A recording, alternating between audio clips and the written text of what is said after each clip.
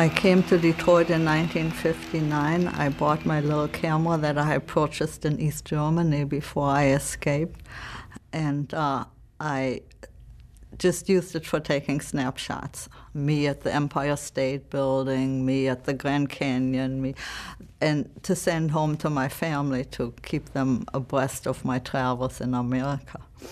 But then in '64, I met my future husband, Leni Sinclair, and he was downbeat correspondent for Detroit, and I had been wanting to get into seeing jazz musicians, but I didn't really know how, so I attached myself to John, and then I started taking pictures of jazz musicians in clubs around Detroit.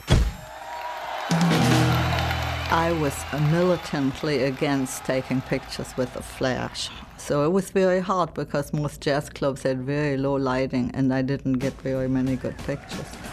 And the pictures that I have, kind of like of John Coltrane, I might have 1 or 2 good ones out of 50 that I took because the light was so bad. In about '66, '67 is when we made when we expanded our horizon, and instead of just focusing on avant-garde jazz, we got into rock and roll, specifically the MC5, because they had been seeking us out. So eventually John ended up managing the band. Being John's wife and having a camera, it was a natural for me to take the pictures for publicity and to go to the jobs and take pictures and document. It came about when John got sentenced to 9.5 to 10 years by Judge Colombo for possession of 2 marijuana cigarettes, which was a draconian sentence. After 2.5 years, feeling kind of frustrated that John still couldn't get appeal bond, we decided to stage a major concert, a major event, at Chrysler Arena in Ann Arbor, which held 15,000 people. And the headliner was Bob Seger. And then our friend J.A. Rubin from the Yippies had been making friends with John Lennon and Yoko Ono in New York.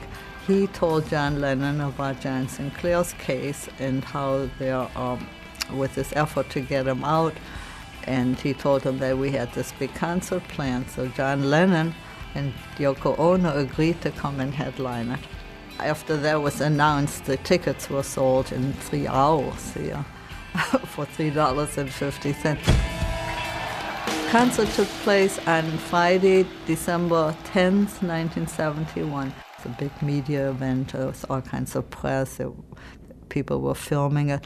The concert itself lasted for about 12 hours, and John and Yoko didn't go on until like 4 in the morning, I think. And John got the privilege to receive a phone call from home once a month while he was in Jackson prison.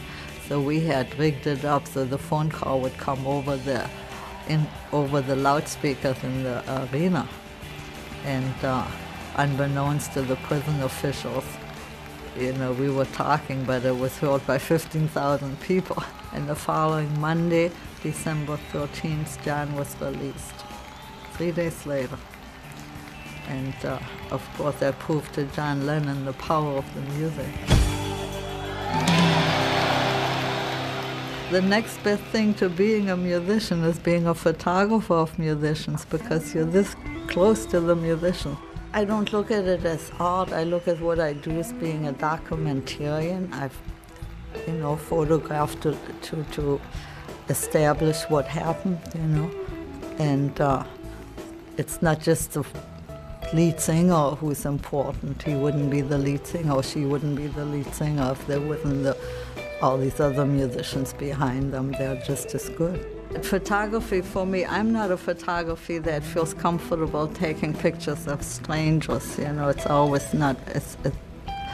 I don't shoot weddings. I don't shoot portfolios, because naturally I'm kind of shy. But when I'm in the dark and the person is in the light, they can't see me, but I can see them. I can do what I want.